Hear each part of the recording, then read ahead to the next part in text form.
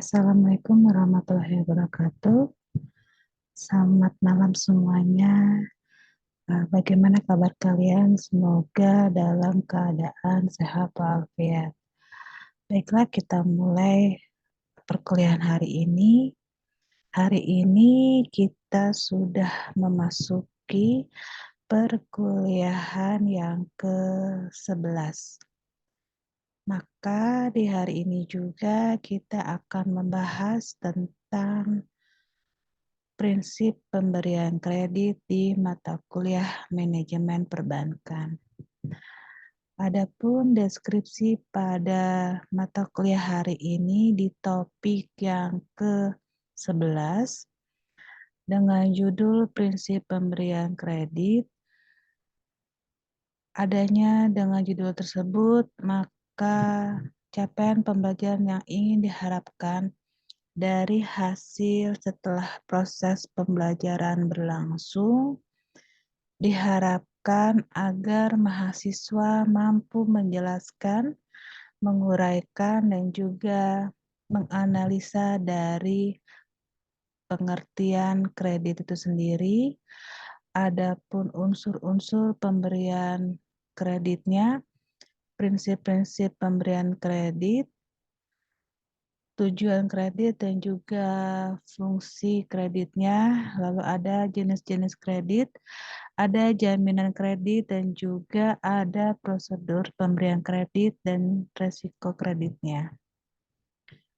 Sedangkan untuk pokok pembahasannya antara lain yang pertama pengertian kredit, yang kedua ada unsur-unsur pemberian kreditnya, yang ketiga ada prinsip-prinsip pemberian kredit, keempat tujuan kredit dan fungsi kredit, kelima ada jenis kreditnya, keenam ada jaminan kredit, ketujuh ada prosedur pemberian kredit, kedelapan ada resiko kredit, yang terakhir adalah kesimpulannya.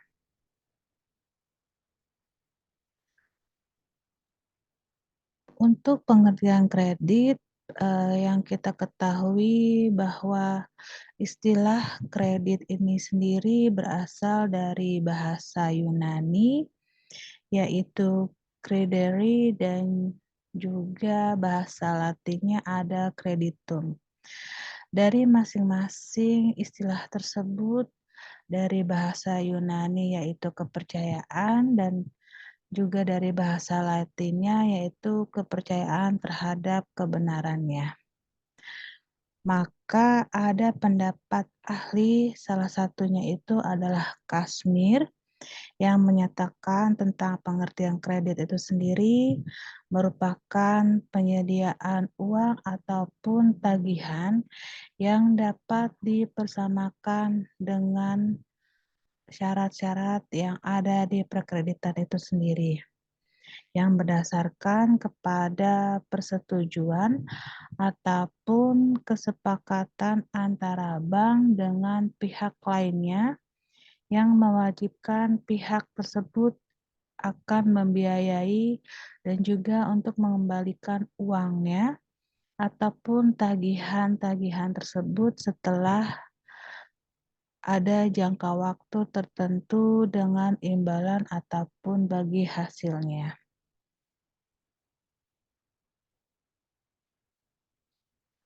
Sedangkan ada pendapat lain yang berdasarkan kepada pendapat Ismail mengatakan bahwa kredit itu sendiri merupakan penyaluran dan dari pihak pemilik dana kepada bank yang memerlukan dananya.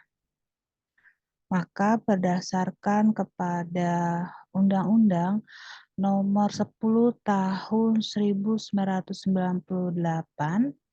mengatakan bahwa kredit itu sendiri merupakan penyediaan uang ataupun tagihan yang dapat dipersamakan dengan hal tersebut berdasarkan persetujuan ataupun kesepakatan melalui pinjam-meminjam antara bank dengan pihak lainnya dengan kewajiban pihak lainnya tersebut untuk melunasi utangnya dengan atau setelah jangka waktu tertentu yang sudah ditentukan sebelumnya, ditambah dengan pemberian bunganya tersebut.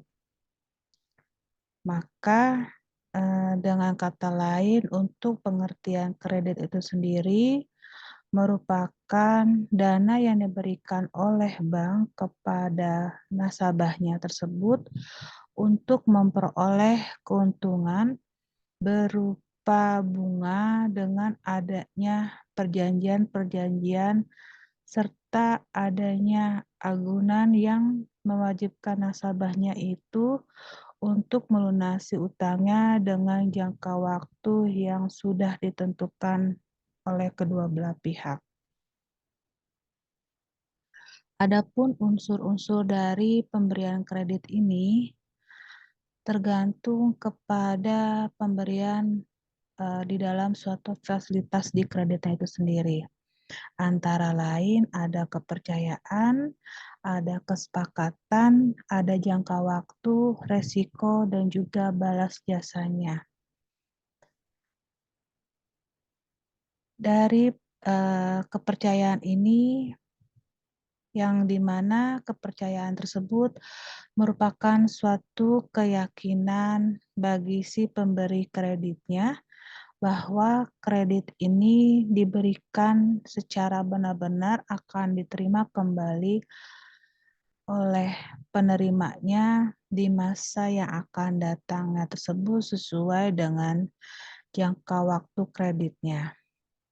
Maka kepercayaan tersebut diberikan oleh bank sebagai dasar utama yang melandasi mengapa suatu kredit tersebut berani diberikan kepada nasabah yang memberikan ataupun yang mengajukan kreditan.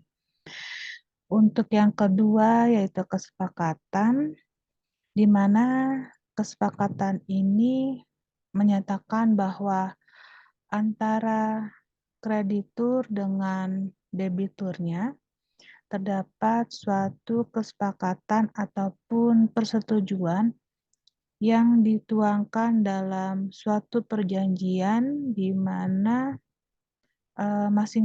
masing-masing pihak ini menandatangani hak dan kewajiban masing-masing tersebut. Sedangkan yang untuk jangka waktu, yang di mana jangka waktu ini merupakan batas waktu pengembalian angsuran yang telah disepakati oleh kedua belah pihak antara kreditur dan juga debiturnya. Maka dalam jangka waktu tersebut bisa berbentuk jangka waktu panjang, pendek, menengah, ataupun dalam jangka waktu panjangnya.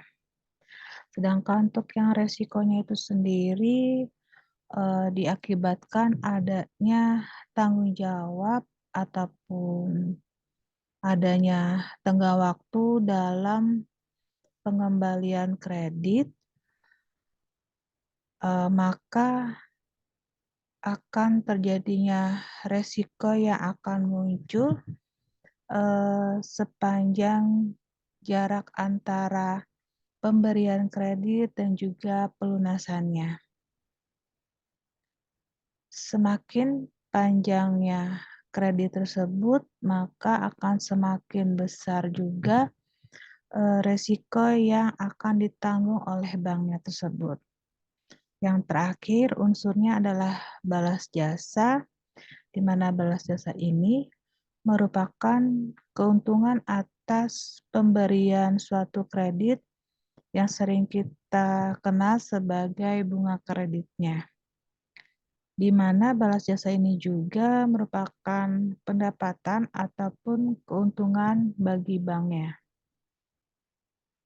Selanjutnya, ada prinsip-prinsip pemberian kredit, di mana prinsip-prinsip pemberian kredit ini yang dilakukan oleh bank harus merasa yakin bahwa kredit yang diberikan tersebut benar-benar akan dikembalikan oleh krediturnya.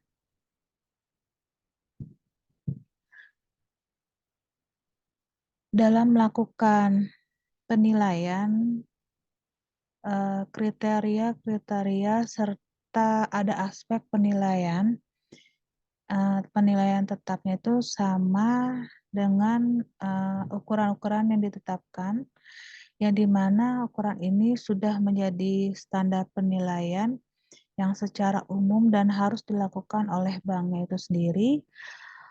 Maka untuk mendapatkan nasabah yang benar-benar layak untuk diberikan kreditnya tersebut, di mana ada 2 analisis yang akan dilakukan oleh bank, yaitu menggunakan analisis 5C dan juga analisis 7P-nya. Yang pertama, pada prinsip pemberian kredit dengan analisa 5C antara lain yaitu karakter, capacity, capital condition, dan juga kolateralnya. Untuk yang karakter, di mana karakter ini merupakan suatu sifat ataupun watak dari seseorang. Orang yang akan diberikan kreditnya ini harus benar-benar dapat dipercaya karena bisa mencerminkan dari latar belakang si nasabahnya tersebut, baik yang bersifat dilihat dari pekerjaannya maupun dari sifat pribadinya. Misalkan dilihat pada gaya hidup yang dianutnya tersebut ataupun dari keadaan keluarga si nasabahnya tersebut di lingkungannya. Sedangkan untuk sifat dan juga wataknya itu bisa ditinjau dari suatu ukuran seseorang tentang kemauan nasabah tersebut untuk membayar piutangnya tersebut. Yang kedua ada capacity, di mana capacity ini kita ketahui adalah untuk mengetahui kemampuan nasabah dalam membayar kreditnya yang diberikan oleh banknya tersebut. Dalam hal ini, kemampuan nasabah dihubungkan dengan latar belakang pendidikan dan juga pengalamannya selama selama dia itu bisa mengelola usahanya sendiri, maka akan terlihat adanya kemampuan nasabahnya tersebut dalam mengembalikan kredit yang dia salurkan sebelumnya. Yang selanjutnya ada capital, di mana kapital tersebut kita bisa melihatnya dalam penggunaan modal aspek efektif ataupun tidak. Bisa juga dilihat dari laporan keuangan nasabahnya tersebut. Dan juga kita bisa melihat atau menganalisis juga dari sumber mana saja yang bisa dijadikan modal oleh nasabahnya itu sendiri. Selanjutnya ada condition, di mana condition ini dalam memiliki kredit hendaknya juga dinilai dari kondisi ekonominya, lalu kondisi sosialnya ataupun dari kondisi politik yang ada sekarang dan juga bisa memprediksi untuk masa yang akan datangnya. Pada penilaian prospek di bidang yang akan dibiayainya tersebut, hendaknya benar-benar memiliki prospek yang harus baik, sehingga kemungkinan kredit bermasalahnya tersebut akan relatif lebih kecil. Selanjutnya ada kolateral, di mana kolateral ini merupakan jaminan yang diberikan oleh calon nasabah banknya tersebut yang bersifat fisik dan juga non-fisiknya. Jaminan hendaknya ini melebihi jumlah kredit yang diberikannya tersebut. Maka untuk jaminan tersebut harus diteliti keahliannya sehingga jika terjadi suatu masalah yang akan datangnya, maka jaminan yang dititipkannya itu bisa dipergunakan sebaik mungkin di waktu yang akan datangnya. Selanjutnya, pada penilaian kredit dengan metode analisa 7P, antara lain ada personality, yang kedua party, yang ketiga purpose, yang keempat ada prospek, kelima ada payment, keenam ada profitability, dan yang ketujuh ada protection-nya. Untuk yang personality, personality ini sendiri merupakan menilai nasabah dari segi kepribadiannya, ada juga tingkah lakunya sehari-hari maupun di masa lalu dari nasabahnya tersebut.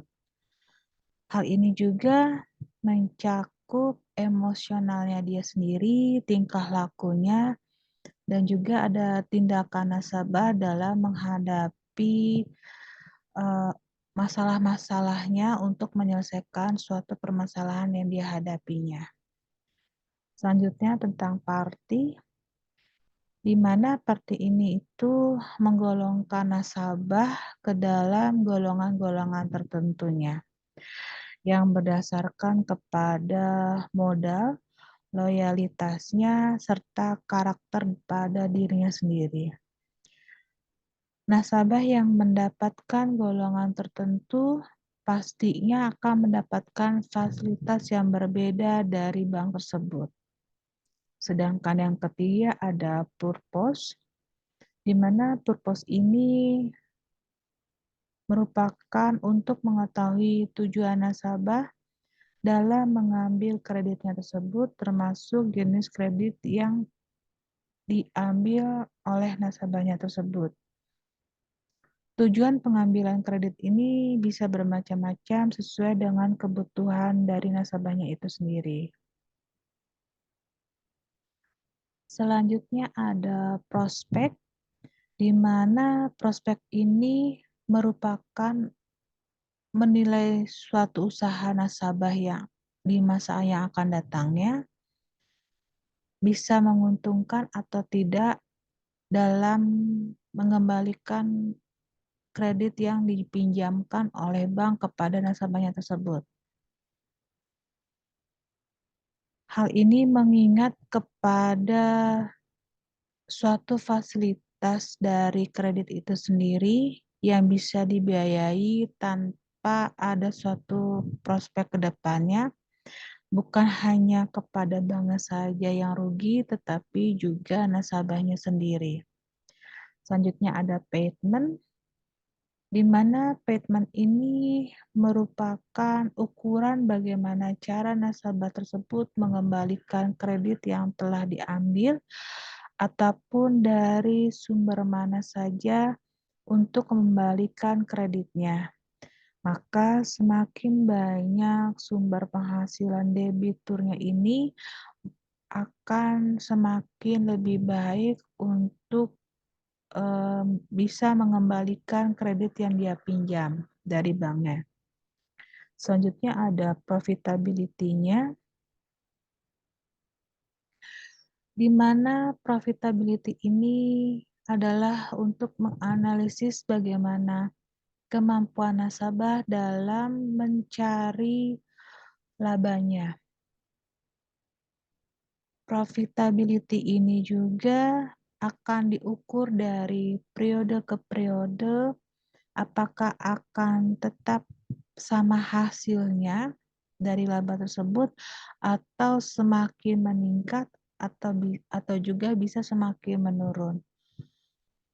Selanjutnya ada protection-nya, di mana protection ini bertujuan untuk bagaimana menjaga kredit yang diberikannya ini mendapatkan perlindungan. Perlindungan yang diberikan oleh debitur berupa jaminan barang ataupun jaminan asuransinya.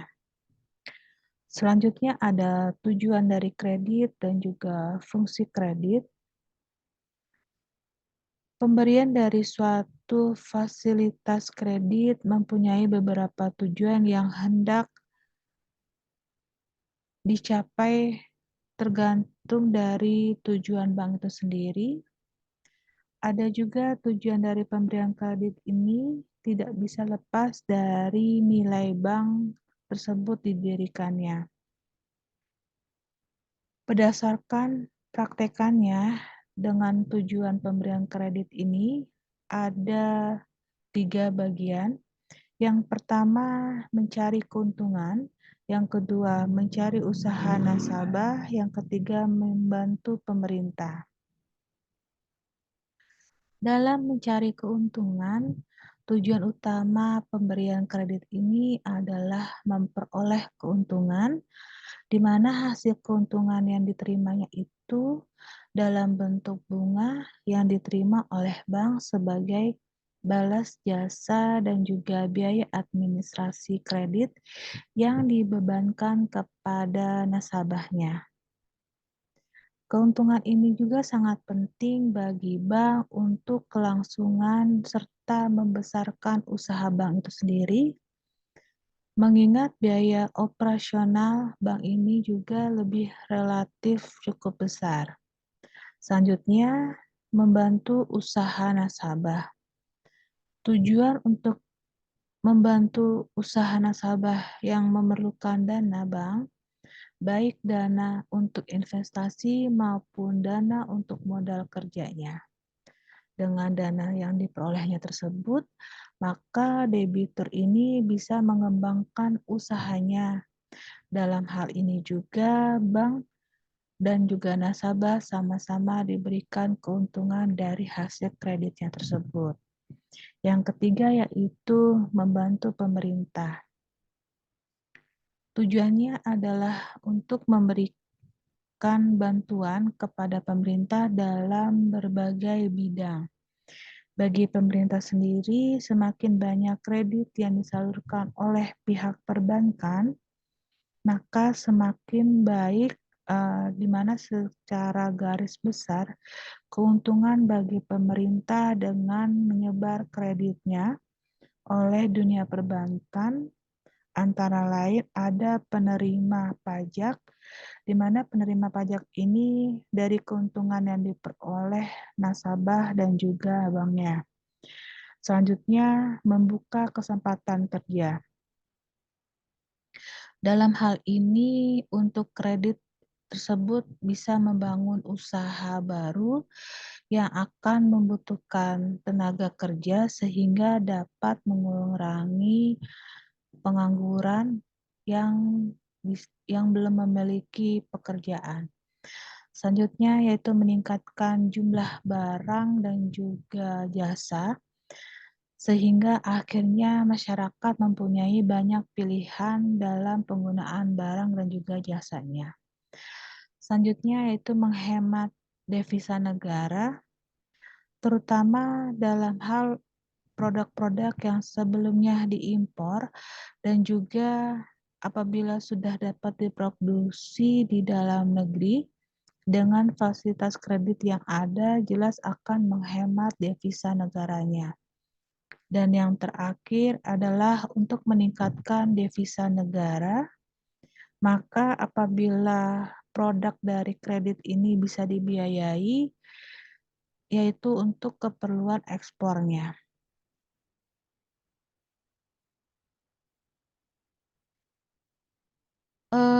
Ada juga tujuan lain dari memfasilitasi dari kredit ini itu sendiri, bisa dilihat dari fungsinya, yaitu untuk meningkatkan daya guna uangnya, lalu ada untuk meningkatkan peredaran dan juga lalu lintas uang. Yang ketiga adalah untuk meningkatkan daya guna barang, keempat, meningkatkan peredaran barang. Yang kelima ada sebagai alat stabilitas ekonomi. Keenam adalah untuk meningkatkan kegairahan untuk berusaha oleh nasabahnya ataupun masyarakat. Yang selanjutnya yang ketujuh adalah untuk meningkatkan pemerataan pendapatan dan yang terakhir adalah untuk meningkatkan hubungan internasionalnya. Selanjutnya ada jenis-jenis kredit. Dalam prakteknya di dalam perkreditan yang diberikan oleh bank, secara bank umum maupun bank perkreditan rakyat, untuk masyarakatnya ini ada beberapa jenis kreditan. Yang pertama dilihat dari segi kegunaan, terdiri dari kredit investasi dan juga kredit modal kerja. Yang kedua dilihat dari segi tujuan kreditnya, dilihat dari kredit produktif, kredit konsumtif, dan juga kredit perdagangan. Selanjutnya ada dilihat dari segi jangka waktu, dilihat dari kredit jangka pendeknya, kredit jangka menengah, dan juga ada kredit jangka panjangnya. Selanjutnya ada jenis dari dilihat pada segi jaminan. Antara lain ada kredit dengan jaminan dan juga ada kredit tanpa jaminan.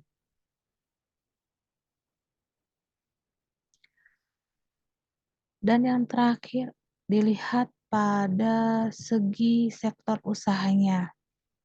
Antara lain ada kredit pertanian, kredit peternakan, kredit industri, kredit pertambangan, dan juga kredit pendidikan. Ada juga kredit profesi dan juga kredit perumahan. Dari masing-masing segi tersebut di jenis-jenis kredit, untuk yang segi kegunaan pada kredit investasi, di mana kredit investasi ini merupakan kredit jangka panjang yang digunakan biasanya untuk keperluan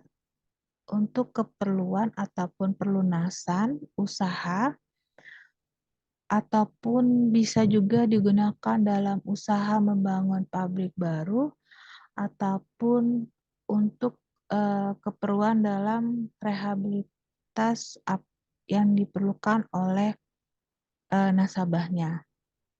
Selanjutnya ada kredit modal kerja, di mana kredit modal kerja ini merupakan kredit yang digunakan untuk keperluan meningkatkan produksi dalam operasionalnya. Selanjutnya ada dilihat dari segi tujuan kreditnya. Yang pertama ada kredit produktif, di mana kredit produktif ini digunakan untuk meningkatkan usaha ataupun produksi ataupun investasi. Maka di kredit ini diberikan untuk menghasilkan barang ataupun jasanya. Selanjutnya jenisnya yaitu kredit konsumtif, di mana kredit konsumtif ini digunakan untuk dikonsumsi secara pribadi. Dalam kredit ini juga tidak ada pertambahan barang ataupun jasa yang diberikan, karena memang hanya digunakan ataupun dipakai oleh seseorang ataupun badan usahanya.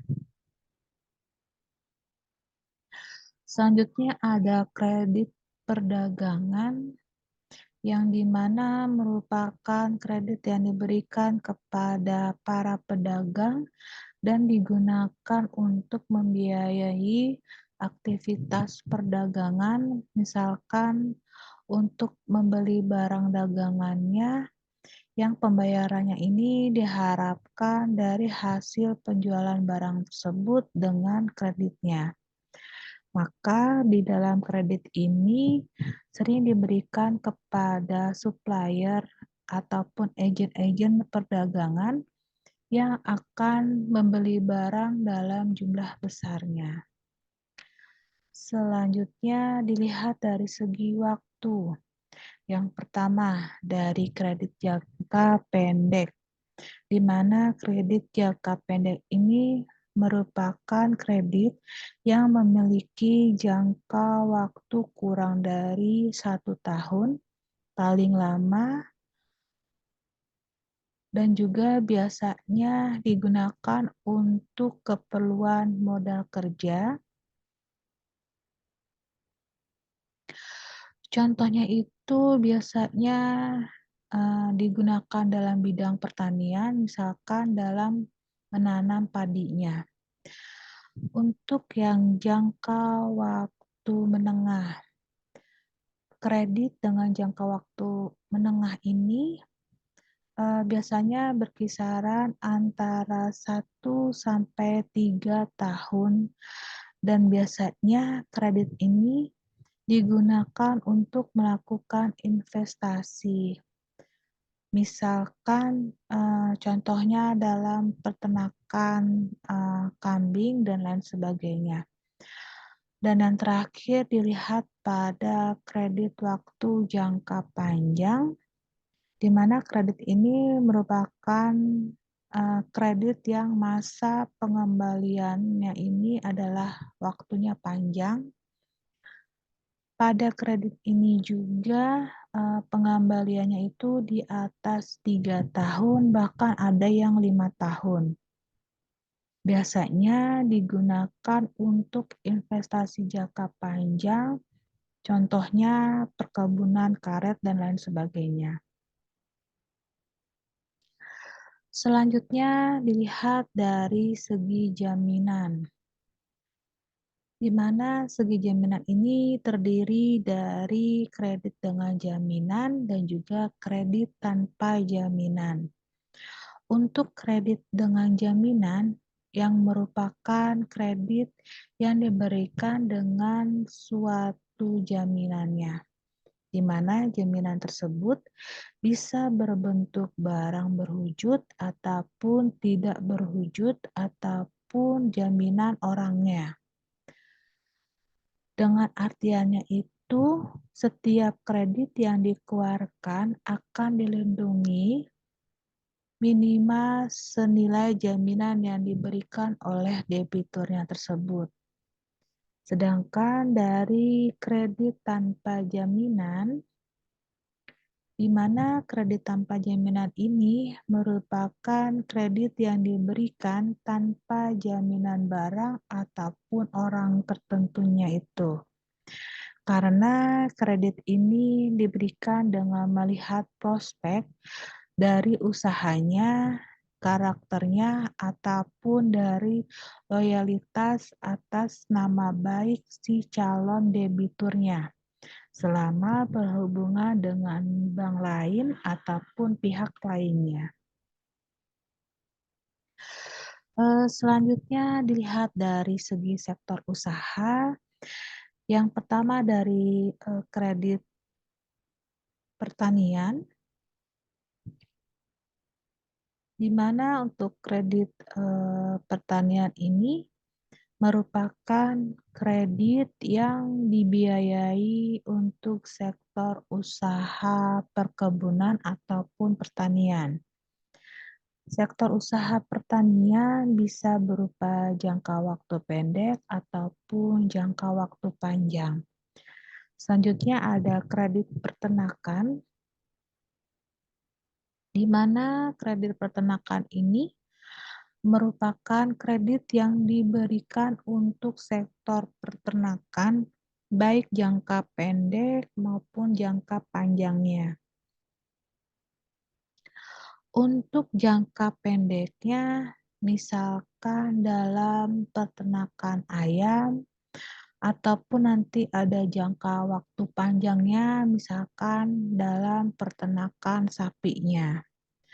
Selanjutnya yaitu kredit industri, di mana kredit industri ini merupakan kredit yang diberikan untuk membiayai industri, baik industri kecil, industri menengah, ataupun industri besarnya. Selanjutnya ada di kredit pertambangan, di mana kredit pertambangan ini merupakan kredit yang diberikan kepada usaha tambang, di mana jenis usaha tambangnya itu dibiayai biasanya dalam jangka waktu panjangnya. Contohnya tambang emas, minyak, ataupun timahnya.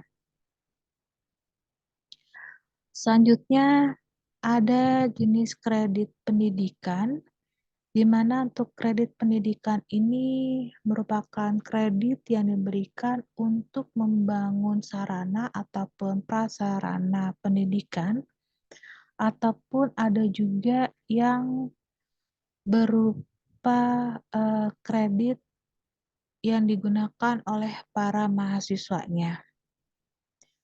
Selanjutnya ada kredit profesi, di mana untuk kredit profesi ini merupakan kredit yang diberikan kepada para kalangan profesi, contohnya dosen, dokter, ataupun pengacara. Selanjutnya yang terakhir adalah kredit perumahan, di mana kredit perumahan ini merupakan kredit untuk membiayai pembangunan ataupun pembelian perumahan dan biasanya berjangka panjang. Selanjutnya adalah jaminan kredit. Yang pertama, jaminan kredit ini berupa kredit dengan jaminan. Kredit jaminan bisa berupa jaminan benda berwujud, yaitu jaminan dengan barang, misalkan tanah, bangunan, dan lain sebagainya. Yang kedua, ada jaminan benda yang tidak berwujud, yaitu benda-benda yang dapat berupa jaminan, misalkan seperti saham, sertifikat obligasi, dan lain sebagainya. Yang ketiga ada jaminan orangnya, di mana jaminan orang ini merupakan jaminan yang diberikan oleh seseorang yang menyatakan kesanggupannya untuk menanggung segala risiko apabila kredit tersebut macet. Dan jenis yang kedua yaitu kredit tanpa jaminan. Yang dimaksudkan adalah kredit yang diberikan bukan dengan jaminan barang tertentu, biasanya ini benar-benar kredit hanya diberikan untuk perusahaan yang memang benar-benar bonafit dan juga profesional. Sehingga kemungkinan kredit macetnya ini adalah kecil. Selanjutnya ada prosedur pemberian kredit, di mana prosedur pemberian kredit ini dan juga ada penilaian kreditnya di dunia perbankan secara umum antara bank dengan bank yang lain, setiap banknya tersebut pasti akan berbeda-beda cara dan juga prosedurnya. Maka secara prosedur pemberian kredit secara umumnya ini bisa dibedakan antara pinjaman perseorangan dengan pinjaman oleh suatu badan hukumnya. Kemudian juga bisa dapat ditinjau juga dari segi tujuannya, apakah untuk konsumtif ataupun untuk produktifnya. Maka secara umum prosedur pemberian kredit oleh badan hukum antara lain yang pertama yaitu pengajuan berkas-berkas, di mana untuk pemohon kredit ini bisa mengajukan permohonan kreditnya yang dituangkan dalam satu proposalnya, kemudian dilampiri dengan berkas-berkas yang dibutuhkan pada pengajuan proposal tersebut dengan isiannya antara lain Yang pertama ada latar belakang perusahaannya, seperti riwayat hidup, singkat perusahaannya tersebut, jenis bidang usahanya, lalu ada identitas perusahaan dan lain sebagainya. Yang kedua ada maksud dengan tujuannya juga. Maksud dan tujuannya ini apakah untuk membesar omset pengajuan, ataupun meningkatkan kapasitas produksi, ataupun mendirikan pabrik baru, serta ada tujuan lainnya. Selanjutnya, isiannya adalah besarnya kredit dan juga jangka waktunya. Untuk penilaian kelayakannya ini, besarnya kredit dan juga jangka waktunya tersebut bisa kita lihat pada laporan keuangan di 3 tahun terakhirnya. Selanjutnya ada isian cara pemohon mengembalikan kredit. Yang dimaksudkannya itu adalah dijelaskan secara rinci cara-cara nasabah dalam pengembalian kreditnya, apakah dari hasil penjualan ataupun cara lainnya. Selanjutnya ada jaminan kredit, di mana jaminan kredit ini merupakan jaminan untuk menutupi segala resiko terhadap kemungkinan macetnya jaminan suatu kredit, baik yang ada unsur kesengajaan ataupun tidak. Maka pada penilaian jaminan kredit ini haruslah teliti dan juga jangan terjadi adanya sengketa di depannya. Selanjutnya, melampirkan dokumen-dokumen yang meliputi fotokopi akte notarisnya jika diperlukan untuk perusahaan yang berbentuk PT ataupun yayasan. TDP, tanda daftar perusahaan, di mana TDP ini merupakan tanda daftar perusahaan yang dikeluarkan oleh Departemen Perindustrian dan juga Perdagangan, dan juga biasanya ini berlaku selama 5 tahun. Kalau habis masa berlakunya ini bisa diperpanjang kembali. Selanjutnya NPWP atau nomor pokok wajib pajak, di mana NPWP ini biasanya digunakan oleh setiap pemberi kredit, harus terpantau oleh Bank Indonesia dengan menggunakan NPWP-nya.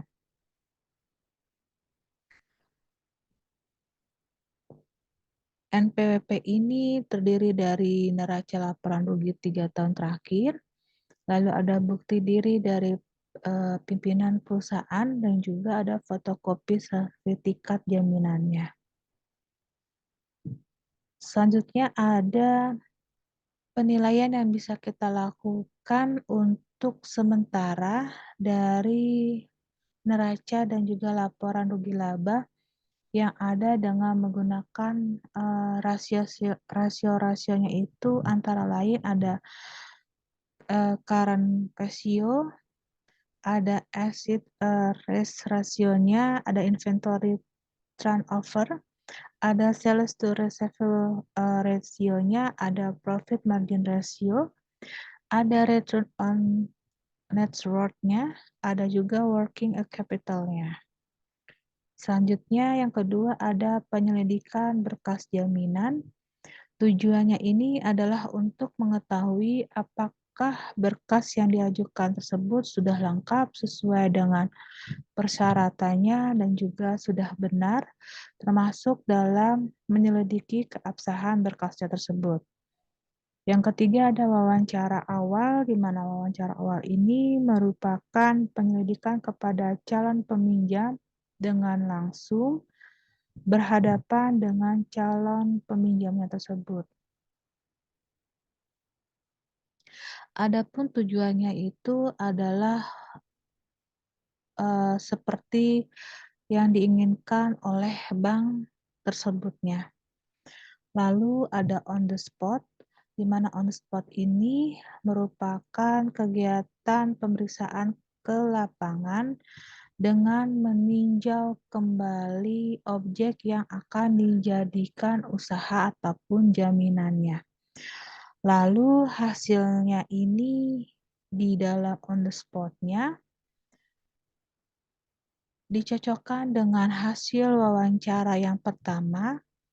Pada saat hendak melakukan on the spot itu, hendaknya juga diberitahukan kepada nasabahnya, sehingga apa yang kita lihat di lapangan sesuai dengan kondisi yang sebenarnya.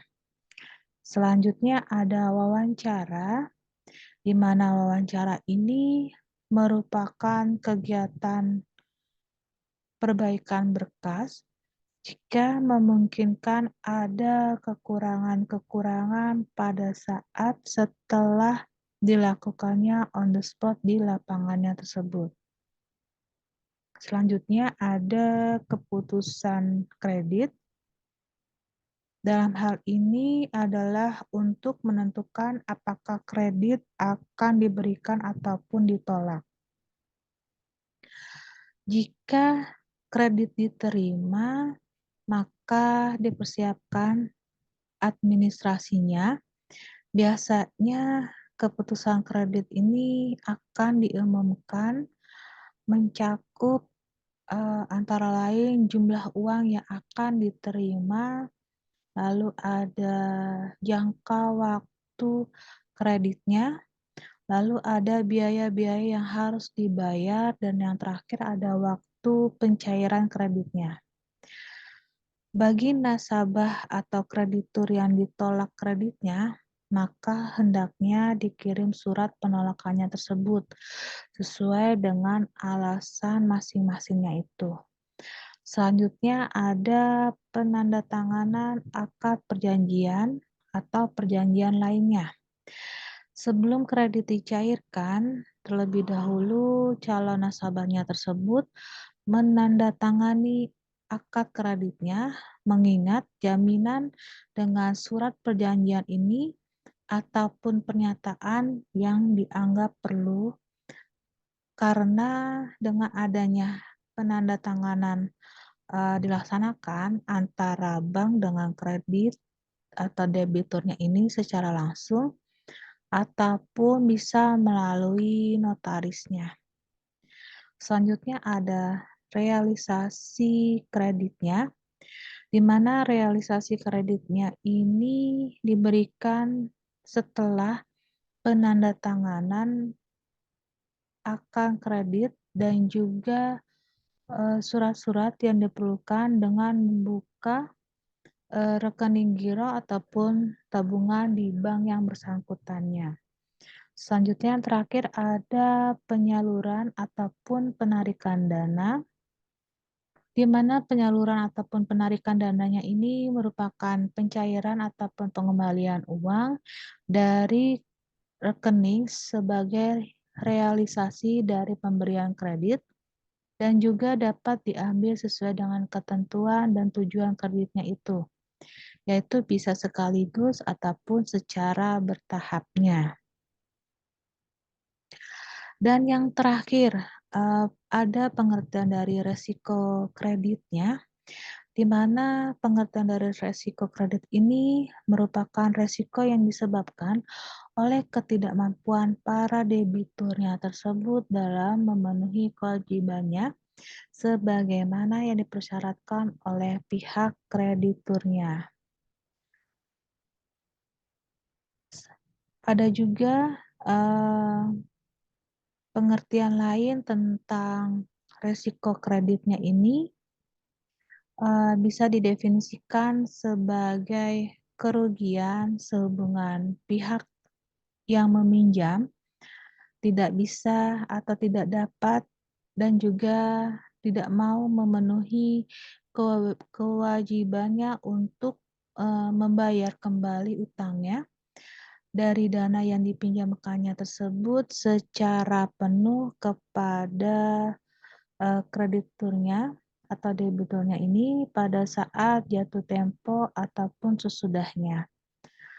Maka untuk kesimpulan dari perkuliahan malam ini antara lain, yang pertama tentang pengertian kredit, di mana kredit ini merupakan penyediaan uang ataupun tagihan yang bisa dipersamakan berdasarkan persetujuan ataupun kesepakatan antara bank dengan pihak lainnya yang mewajibkan pihak tersebut untuk dibiayai dalam mengembalikan uangnya ataupun tagihan tersebut dengan adanya jangka waktu tertentu dengan menghasilkan imbalan ataupun bagi hasil yang dilakukan oleh banknya itu sendiri.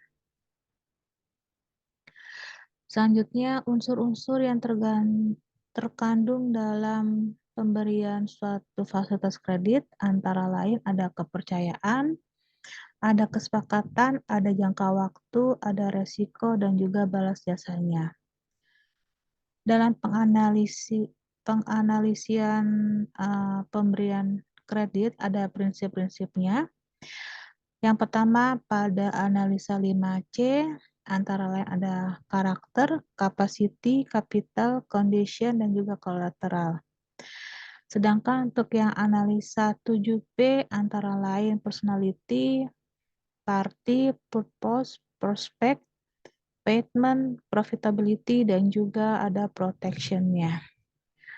Dalam pemberian suatu fasilitas kredit memiliki beberapa tujuan yang hendak ingin dicapai itu tergantung kepada tujuan bank itu sendiri. Dengan adanya tujuan pemberian kredit juga tidak akan terlepas dari misi bank tersebut didirikan. Biasanya tujuan ini antara lain mencari keuntungan, membantu usaha nasabah, dan juga membantu pemerintah. Secara umum, jenis-jenis kredit bisa dilihat dari segi lainnya, di mana ada beberapa jenis kredit itu. Yang pertama dilihat dari segi kegunaan, kedua di segi tujuan kreditnya, ada yang dari segi waktu juga, ada juga dari segi jaminan dan juga dilihat dari segi sektor usahanya. Adapun jaminan yang bisa dijadikan sebagai jaminan kredit ada dua, yaitu kredit dengan jaminan dan juga kredit tanpa jaminan. Secara umum, prosedur pemberian kredit oleh bank oleh badan hukum antara lain pengajuan berkas, lalu ada penyelidikan berkas jaminan, lalu ada wawancara awal, lalu ada on the spot, lalu ada wawancara kembali, lalu ada keputusan kredit, lalu ada penandatanganan akad perjanjian, dan juga ada realisasi kreditnya, dan yang terakhir ada penyaluran ataupun penarikan dananya tersebut. Dari semua pemberian kredit ini pasti ada resiko kreditnya, di mana resiko ini merupakan resiko kredit yang disebabkan oleh ketidakmampuan para debiturnya tersebut dalam memenuhi kewajibannya sebagaimana yang dipersyaratkan oleh pihak krediturnya tersebut. Maka dari hasil pemaparan kesimpulan saya sampaikan tadi, maka berakhir pula perkuliahan di hari ini. Sampai ketemu di perkuliahan selanjutnya. Wassalamualaikum warahmatullahi wabarakatuh. Selamat malam semuanya.